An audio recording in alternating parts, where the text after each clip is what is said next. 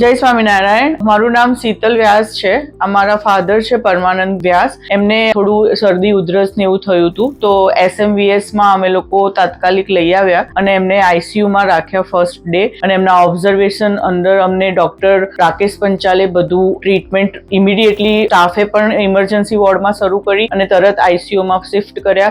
24 કલાક ICU માં રાખ્યા પછી એમને થોડું બેટર થયું એટલે અહીંયા અમને સ્પેશિયલ વોર્ડમાં અમારા ફાધરને રાખ્યા અને પ્રોપર ટ્રીટમેન્ટ, પ્રોપર દવાઓ, excellent staff, food on time સવારથી લઈને રાત સુધી આપ્યું અને એમને ઘણું બેટર છે. અત્યારે ડોક્ટર્સ એવરીબડી એક્સિલન્ટ છે, પોલાઇટ છે.